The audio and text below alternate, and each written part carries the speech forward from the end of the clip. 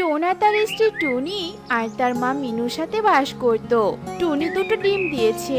একদিন সকালে টুনি তার ডিমে তা দিচ্ছিল।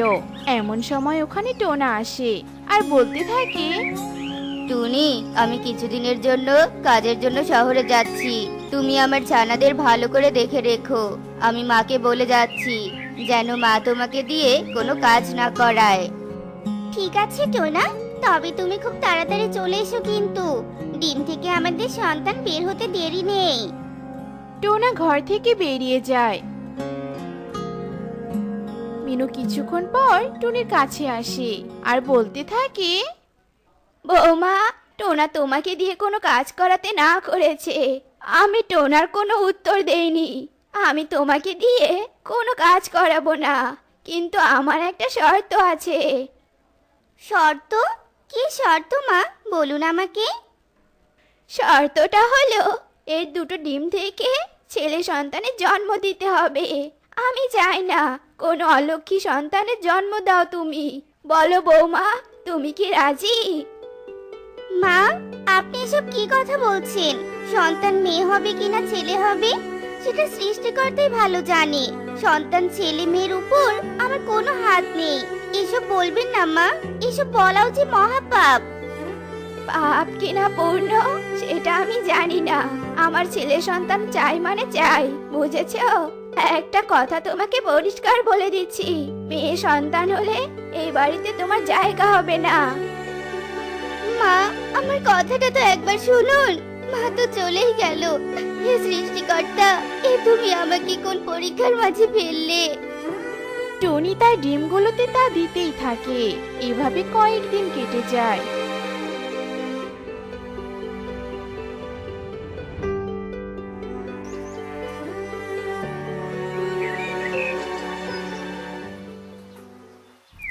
একদিন টুনি রান্নাঘরে রান্না করছিল। ঠিক তখনই ওখানে মিনু আসে আর বলতে থাকে, এ কি টুনি, তুমি রান্নাঘরে কেন? তোমাকে না বলেছি কোনো কাজ করবে না? আমার নাতিদের কষ্ট হচ্ছে। যাও গিয়ে তা দিতে শুরু করো। মা, আপনি বুঝেও না বুঝার মতো কথা বলছেন। সৃষ্টিকর্তা যে সন্তান দিবে তাতেই আমি খুশি। টুনি ওখান থেকে চলে যায়। এভাবেই আরো কিছুদিন কেটে যায়।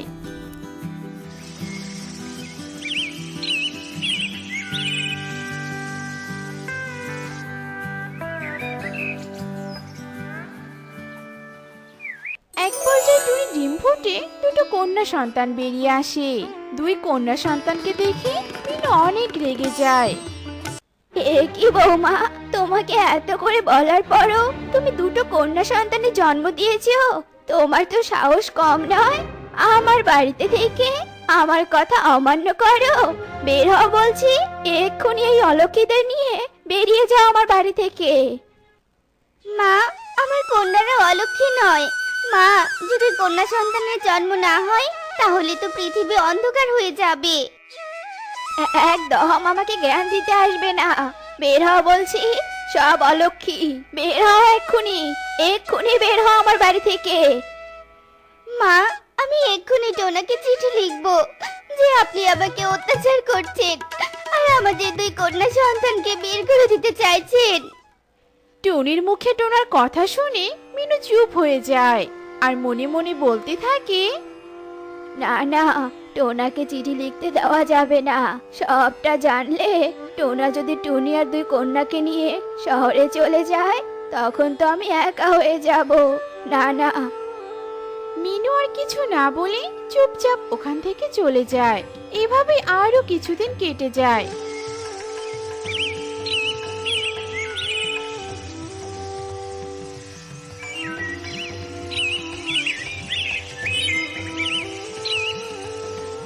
টুনির দুই কন্যা টুকি আর টিংটিং কিছুটা বড় হয়। একদিন কবুতর টোনার মৃতদেহ নিয়ে টোনার বাড়িতে আসে আর ডাকতে থাকে, মিনু মাসি, টুনি, বাইরে এসো। কোথায় তোমরা? তাড়াতাড়ি এসো। কবুতরের চিৎকার শুনে টুনি, মিনু আর তার দুই কন্যা বাইরে বেরিয়ে আসে। কি ব্যাপার কবুতর দাদা, এভাবে চিৎকার করছো কেন? কি হয়েছে বলো আমাকে। এই দেখো, টোনা শহরে অ্যাক্সিডেন্ট করে মারা গিয়েছে। আমি টোনার মৃতদেহ নিয়ে এসেছি। কবুতরের মুখে টোনার মৃত্যুর কথা শুনে সবাই অনেক কান্না করে। না, এ হতে পারে না। টোনা, টোনা ফিরে এসো আমার কাছে। টোনা, টোনা ওঠো না টোনা। তাকাও, তোমাকে ছাড়া আমরা কি করে থাকবো? বাবা টোনা, এ কি হয়ে গেল? হায় সৃষ্টিকর্তা, আমাকে এই দিনটা দেখার জন্য বাঁচিয়ে রেখেছো।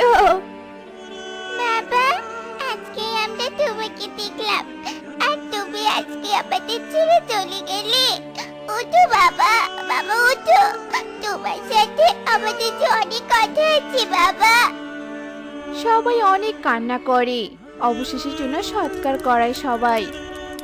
টুনি টুনা শোকে অসুস্থ হয়ে পড়ে। একদিন মিনু নদীর পাড়ে গাছের ডালে বসেছিল। ঠিক তখনই ওখানে কণিকা আসে আর বলতে থাকে, মিনু মাসি, আর কতদিন অলক্ষীদের সাথে থাকবেন শুনি? ওই দুই অলক্ষী কন্যা তো টোনাকে খেয়েছে, না জানি কবে তোমাকেও খাবে। এর চেয়ে ভালো তুমি ওদের বাড়ি থেকে বের করে দাও। কণিকার কথা শুনে মিনু রেগে যায় আর বলতে থাকে, এক্ষুনি বের করে দিব ওদের, থাকবো না আর অলক্ষীদের মাঝে। মিনু বাড়িতে চলে আসে। অসুস্থ টুনি তখন বিছানায় শুয়েছিল। মিনু টুনিকে তুলে ঘরের বাইরে নিয়ে আসে। মা, কি হয়েছে? এমন করে আমাকে টেনে বাইরে আনলেন কেন? আমাকে ঘরে যেতে দিন মা, আমার শরীর ভালো লাগছে না। তোদের আর এই বাড়িতে থাকা হবে না। তোর এই দুই কন্যা সন্তানের জন্য আমার ছেলে মারা গিয়েছে। বের হ, বের হ এক্ষুনি আমার বাড়ি থেকে। মা, এই ছোট ছোট কন্যাদের নিয়ে আমি কোথায় যাব? তার উপর আমার শরীরটা ভীষণ অসুস্থ। মিনু টুনির কোনো কথাই শোনে না। দুই কন্যা সহ টুনিকে তাড়িয়ে দেয়। টুনি তার দুই মেয়েকে নিয়ে কাঁদতে কাঁদতে উড়তে থাকে আর বলতে থাকে, এখন আমি কোথায় যাব? কি করব? এই ছোট ছোট কন্যাদের কি খাওয়াবো আমি? টোনা, টোনা কেন তুমি আমাদের ছেড়ে চলে গেলে? টোনা, কেন চলে গেলে? টুনি আগে আগে উড়ছিল আর তার পিছু পিছু দুই কন্যা। কিছু দূর যাওয়ার পর টুনি বলতে থাকে, আহ, আমার শরীর আর চলছে না, আমি আর উঠতে পারছি না। আহ টুনি মাটিতে লুটিয়ে পড়ে। টুকি আর টিং টিং টুনির কাছে এসে বসে আর কেঁদে কেঁদে বলতে থাকে, মা, মা কি হলো তোমার? তাকাও মা, তাকাও আমাদের দিকে। মা তাকাও বলছি। আমার সোনারা, তোরা আমাকে ক্ষমা করে দিস রে মা। আমি তোদের ভালো মতো যত্ন নিতে পারিনি। টুনি এসব বলে শেষ নিঃশ্বাস ত্যাগ করে। মা, না, এ হতে পারি না। আমরা এখন কার সাথে থাকবো? হে সৃষ্টিকর্তা, এসব রেখেছিলে কি আমাদের কপালে? তখনই ওখানে ইগলি আসে আর ইগলিকে দেখে টুকি টিং টিং বলতে থাকে, আমাদের খেয়েও না, আমি অনেক অসহায়। দেখো, আমাদের মা আমাদের ছেড়ে ওপারে চলে গেছে। এই পৃথিবীতে আমাদের আর কেউ নেই।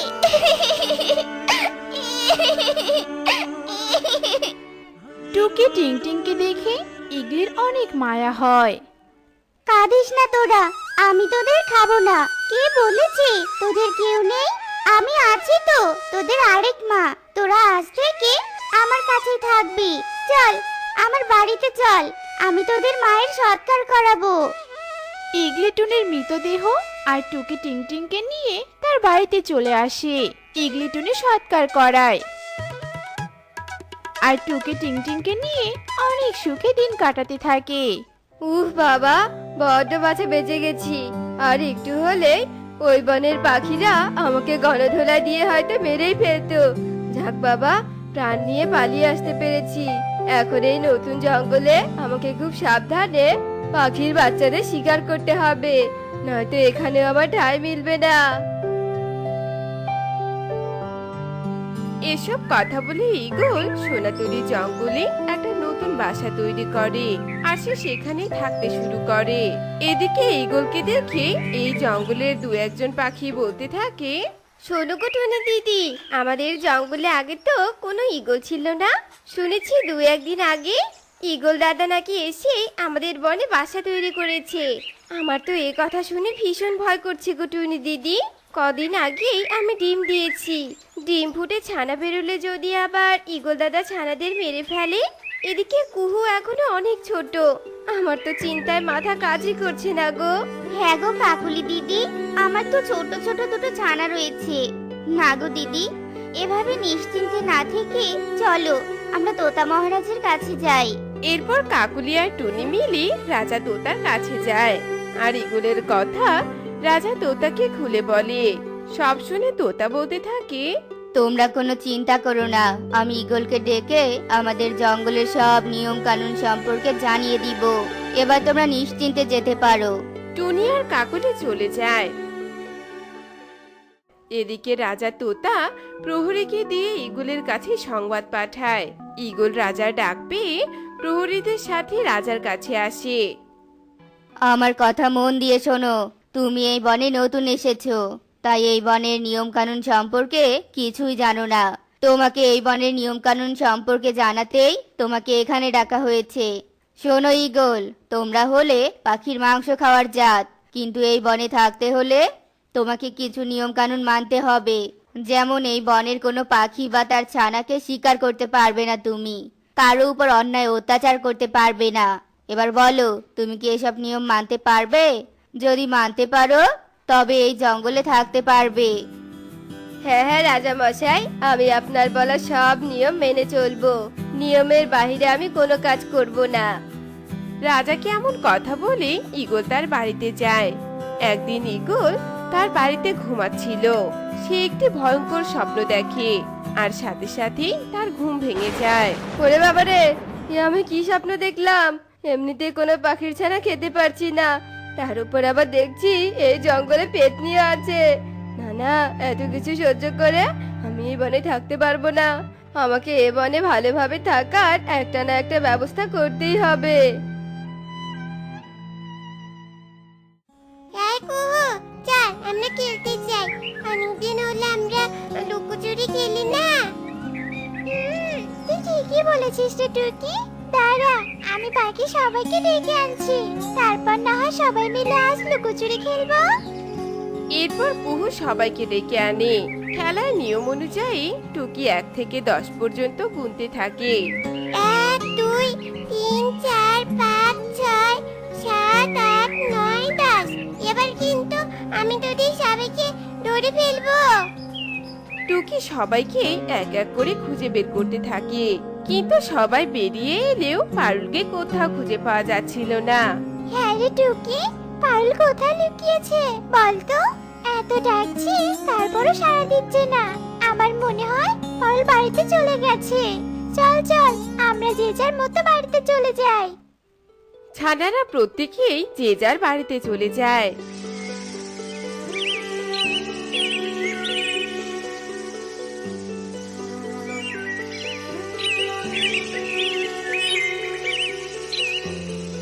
পারুলকে খুঁজে না পেয়ে বিউটি পায়রা অনেক কষ্ট পায়।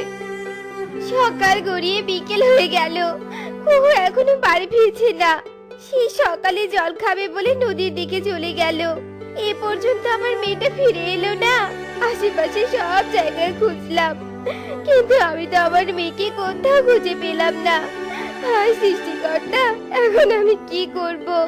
কোথায় খুঁজবো আমি আমার মেয়েকে? কাকুলি মেয়ের চিন্তা এভাবে কাটতে থাকে, কিন্তু কুহুকে আর কোথাও খুঁজে পাওয়া যায় না। সন্তানকে হারিয়ে কাকুলি দিশেহারা হয়ে পড়ে। হায় সৃষ্টিকর্তা, তুমি এখন বিপদে ফেললে আমাদেরকে। একে একে সব ছানারা জঙ্গল থেকে উধাও হয়ে যাচ্ছে। প্রথমে বিউটি দিদির ছানা গেল, তারপর কুহু, আর আজ কিনা আমার ছানা টুকি। কেন এমন হচ্ছে? টুনি দিদি, চলো আমরা তোতা মহারাজের কাছে যাই আর তাকে সবটা খুলে বলি। নিশ্চয়ই উনি এই সমস্যার সমাধান দিতে পারবেন। আমার মেয়েটা কোথায় হারিয়ে গেল গো দিদি?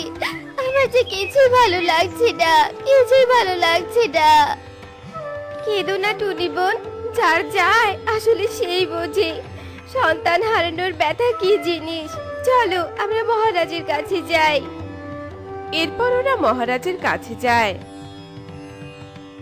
মহারাজ, এখন আপনি আমাদের একমাত্র ভরসা। আপনি কিছু একটা করুন, নইলে যে আমরা সবাই সন্তান হারিয়ে নিঃস্ব হয়ে যাব। আমাদের বাকি ছানাদেরকে রক্ষা করুন মহারাজ, রক্ষা করুন। এ তো ভারী দুশ্চিন্তার বিষয়। না, এভাবে চলতে থাকলে তো আমার জঙ্গল পাখি শূন্য হয়ে পড়বে। না না, আমাকে যে করেই হোক এই সমস্যার সমাধান করতেই হবে। শোনো পাখিরা, তোমরা বাড়িতে চলে যাও।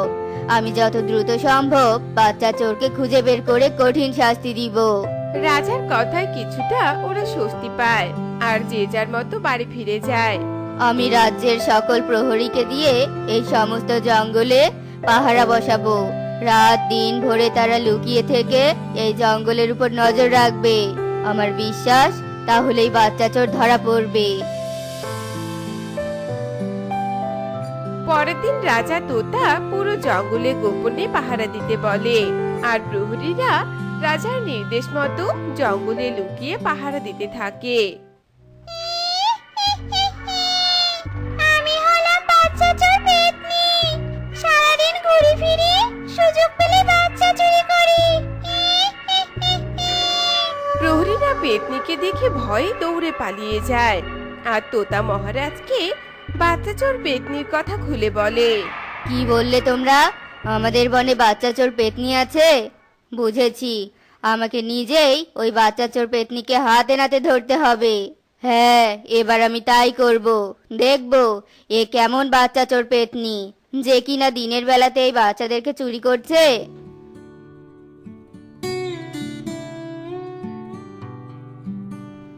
আজ তো এই বাচ্চা চোর পেতনিকে আমি ধরেই ছাড়বো। দেখবো আজ এই পেতনির কত ক্ষমতা।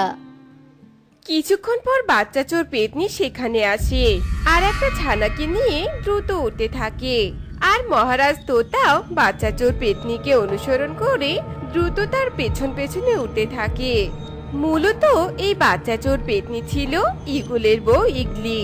এরপর পেতনি সেজে থাকা ইগলি ছানাটাকে নিয়ে তার ঘরে প্রবেশ করে। শয়তান ইগলি, তাহলে তুই পেতনি সেজে এতদিন ধরে বাচ্চাদের চুরি করেছিস?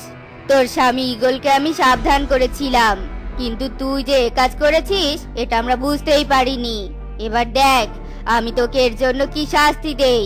শেষে কিনা তুই বাচ্চা চোর পেতনি সেজে বাচ্চাদেরকে এভাবে শিকার করলি। এরপর তোতা ইগলিকে ধরে নিয়ে যায়। শোনো সবাই, এই শয়তান ইগলি ছলনার আশ্রয় নিয়ে এতদিন ধরে পেতনি সেজে বাচ্চাদেরকে চুরি করত। তারপর সেই ছানাকে দিয়ে নিজের খিদে মিটাতো। এই শয়তান ইগলি বনের নিয়ম ভেঙেছে। এ অনেক বড় অপরাধ করেছে। একে আমি অনেক বড় কঠিন শাস্তি দিব। আমরা আমাদের সন্তান হারিয়েছি, এজন্য আমরা চাই এই শয়তান ইগলির যেন অনেক কঠিন শাস্তি হয়, অনেক কঠিন শাস্তি। এরপর রাজার হুকুমে সব পাখিরা ইগলিকে আক্রমণ করে। যন্ত্রণায় ইগলি ছটফট করতে করতে সেখানে মারা যায়।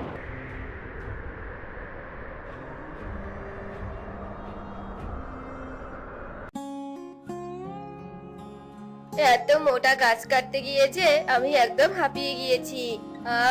এমন সময় যদি একটু ঠান্ডা জল খেতে পারতাম তবে আমার প্রাণটা একদম জুড়িয়ে যেত। কিন্তু এখানে তো আশেপাশে কোনো জলাশয় নেই, জল আমি কোথায় পাই? আরে বাহ, ওই তো একটা নারকেল গাছ। নারকেল গাছে বেশ কয়েকটা নারকেলও তো ধরেছে দেখছি। ওই নারকেল পেড়ে খেয়েই আমি আমার জলের তৃষ্ণা মেটাবো। যাই, নারকেল গাছে উঠে নারকেল পারি। টোনা উড়ে উড়ে নারকেল গাছে উঠে আর যে না নারকেল পাড়তে যাবে তখনই নারকেল গাছ কথা বলে ওঠে। এই কে রে তুই? তোর সাহস তো কম নয়। বিনা অনুমতিতে আমার নারকেল গাছে উঠেছিস, আবার নারকেলে পারছিস না? না, নাম বলছি আমার গাছ থেকে। কি রে? কি নারকেল গাছ, তুমি আমার সাথে এভাবে কেন কথা বলছো? আর তোমার অনুমতি নিতে হবে কেন? তুমি নারকেল গাছ, তোমার নারকেল সবাই পেরে খাবে, এটাই তো স্বাভাবিক, তাই না? তুমি কি চাও না তোমার নারকেলের জল দিয়ে সব তৃষ্ণার্ত পাখির তৃষ্ণা মিটুক? বলো তো। না, আমি চাই না যে আমার নারকেল কেউ পেরে নিক। আমার নারকেল আমার গাছের সৌন্দর্য, সেই সৌন্দর্য তোকে নারকেল দিয়ে আমি নষ্ট করব নাকি শুনি? নাম, নাম বলছি আমার গাছ থেকে। এই নারকেল গাছ, এই চুপ কর তো, চুপ কর। কি সব উল্টোপাল্টা বকছো? হ্যাঁ, আমাকে তোমার গাছে নারকেল নিতে দাও। অতিরিক্ত জল তৃষ্ণাতে যে আমার মুখ দিয়ে কথা বের হচ্ছে না। দাও না নারকেল গাছ।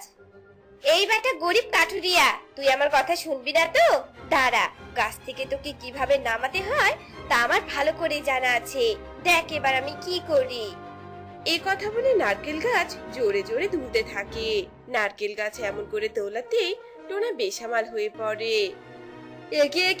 কি করছো তুমি? নিজেকে এভাবে দোলাচ্ছ কেন? আমি পড়ে যাব তো। থামো, থামো বলছি।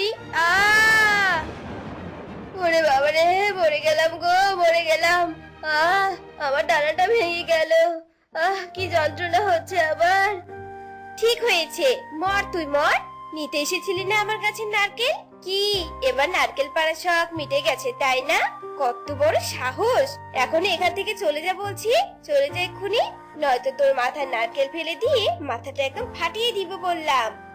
নারকেল গাছের এমন অহংকারী কথা শুনে টোনা তার ভাঙা হাত নিয়ে সেখান থেকে চলে যায়। আর নারকেল গাছ হাসতে হাসতে বলে, সামান্য একটা পাখি হয়ে আমার নারকেল নিতে এসেছিল, দেখ কিভাবে শাস্তি দিলাম তোকে। আমি হলাম এই বনের সব থেকে লম্বা গাছ, আমি যাকে তাকে কেন আবার ফল দিব? নারকেল গাছ যখন অহংকার করে এসব কথা বলছিল, ঠিক সেই সময় সেখানে পারুল নামের একটা ছোট্ট ছানা বল নিয়ে খেলতে আসে। এই তো নারকেল গাছের ছায়ায় বসে আমি বল খেলবো। কি সুন্দর ঠান্ডা ঠান্ডা বাতাস বইছে এখানে। আহা! এরপর ছোট্ট পারুল নারকেল গাছের গোড়ায় বসে বল খেলতে থাকে। এই শয়তান মেয়ে, তুই আমার গোড়ায় বসে বল খেলছিস কেন রে? আমার গোড়ার মাটি শক্ত হয়ে যাচ্ছে না? হ্যাঁ, এই বনবাসী সবাই যুক্তি করে আমাকে বিরক্ত করা শুরু করেছে। নারকেল গাছ মাসি, ও নারকেল গাছ মাসি, তুমি বিরক্ত হচ্ছ কেন? আমি তোমার গাছতলা খেলছি, তোমার বুঝি এটা ভালো লাগছে না? এসো না, এসো, তুমি আমার সাথে খেলবে, এসো। তোর মতো আমি ছোট নাকি, হ্যাঁ, যে তোর সাথে ওই বল নিয়ে খেলবো? আর তোর পায়ে কি নোংরা? আমার গাছতলাটা তো তোর ওই নোংরা পা দিয়ে মাখিয়ে একদম অপবিত্র করে দিয়েছিস। যা যা বলছি এখান থেকে, ওঠ। তোমার গোড়াটা তো এমনিতেই মাটিতেই আছে, আর তোমার আশেপাশে কত আগাছা হয়েছে, সেগুলো নোংরা লাগে না বুঝি? আর আমি তোমার গোড়া একটু খেললেই দোষ। তুই আমার মুখে মুখে তর্ক করিস রে? বনের সব থেকে বড় লম্বা গাছের সাথে তর্ক করছিস তুই? দাঁড়া, আজ নারকেল ফেলে দিয়ে তোর মাথাটা যদি না ফাটিয়েছি না, তবে আমার নামও নারকেল গাছ নয়। এ কথা বলতে না বলতেই নারকেল গাছ পারুলের মাথার উপর একটা শুকনো নারকেল ফেলে দেয়। আর সেই শুকনো নারকেলের আঘাতে পারুলের মাথা ফেটে রক্ত পড়তে থাকে। ও মা গো, আমার মাথাটা ফেটে রক্ত পড়ছে। মা, এই নারকেল গাছ আমার মাথা ফাটিয়ে দিয়েছে গো। আমি এক্ষুনি মায়ের কাছে যাব, গিয়ে তোমার নামে নালিশ দিব। মা, আমার আশেপাশে আমি কাউকে আসতে দিব না, কাউকে না। এটা আমার জায়গা, যারাই আমার কাছে আসবে তাদের আমি ক্ষতি করব। নারকেল গাছের পাশে থাকা একটা গোলাপ গাছ কথা বলে ওঠে। নারকেল গাছ, তুমি সবার সাথে যে এমন অহংকারী ব্যবহার করছো তা কি ঠিক? তুমি কি ভুলে গেছো গাছেরা বিপদে পড়লে সব থেকে আগে এগিয়ে আসে পাখিরাই? এত অহংকার কেন তোমার নারকেল গাছ? এই গোলাপ গাছ, তুই সামান্য একটা ফুলের গাছ হয়ে আমাকে জ্ঞান দিতে এসেছিস তাই না? আমার কোনো বিপদ হবে না, আর কোনো সাহায্যের দরকার নেই আমার। আমি এত লম্বা যে আমাকে কাটার কেউ দুঃসাহস করবে না।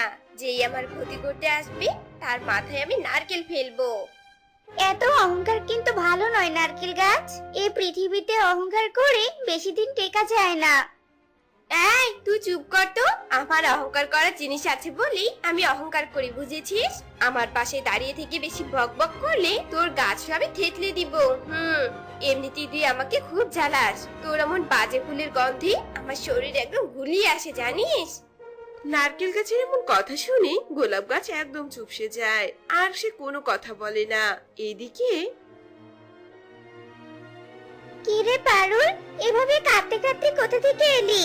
আর একে তোর মাথা ফেটে রক্ত কেন পড়ছে? কি হয়েছে তোর পারুল? মা, বনের ওই পাশে নারকেল গাছটা আছে না, ওই শয়তান নারকেল গাছটা ওই নারকেল দিয়ে আমার মাথা এমন ফাটিয়ে দিয়েছে মা। কি? ওই নারকেল গাছের এত বড় সাহস তোর মাথা ফাটিয়ে দেয়? আমি আরো অনেকজনের কাছে শুনেছি নারকেল গাছের খুব অহংকার। পাশের বাড়ির টোনা দাদারও সেদিন হাত ভেঙে দিয়েছে। চল তো পারুল, ওই নারকেল গাছকে কেটে ফেলি আর ওর অহংকারের শাস্তি দিয়ে আসি। এই কথা বলে বিউটি পায়রা একটা কুড়াল হাতে নেয় আর পারুলকে সাথে নিয়ে নারকেল গাছ কাটার উদ্দেশ্যে যেতে থাকে। ঠিক সেই সময় হঠাৎ করে প্রচন্ড বাতাস বইতে শুরু করে। কি হঠাৎ করে এমন ঝড়ো হাওয়া বইছে কেন? এই ঝড়ো হাওয়াতে তো আমার গাছের আগাটা বুঝে ভেঙেই পড়বে এবার। আমি নিজেকে সামলে রাখতে পারছি না কেন। বাঁচাও, কেউ বাঁচাও আমাকে। কে কোথায় আছো? সাহায্য করো, আমি এক্ষুনি ভেঙে পড়বো। আমাকে বাঁচাও, বাঁচাও। এই কথা বলতে বলতে প্রচন্ড ঝড়ে নারকেল গাছ মাছ থেকে ভেঙে মাটিতে পড়ে যায়, আর সাথে সাথে অহংকারী নারকেল গাছের মৃত্যু হয়ে যায়। আহারে অহংকারী নারকেল গাছ, একদিন এই তোর লম্বার অহংকার নিয়ে কত বড়াই করেছিস, আর আজ দেখ এই লম্বার কারণেই ঝড়ে ভেঙে পড়তে হলো তোকে। গোলাপ গাছ এভাবে বলতে বলতে সেখানে বিউটি পাড়ার পারুল আসে। বিউটি এসে নারকেল গাছকে এভাবে ভেঙে পড়ে থাকতে দেখে বলতে থাকে, একি অহংকারী নারকেল গাছ দেখি কেটে ফেলার আগেই ঝড়ে ভেঙে পড়ে আছে। বেশি অহংকার করলে আলাদা করে কাউকে শাস্তি দিতে হয় না, প্রকৃতি তাকে নিজেই শাস্তি দিয়ে দেয়। ঠিক বলেছো মা, এই নারকেল গাছ আমার মাথা ফাটিয়ে দিয়েছে, এখন নিজেরই মাথা ভেঙে পড়ে আছে। এরপর বিউটি পাড়ার পারুল সেখান থেকে চলে যায়।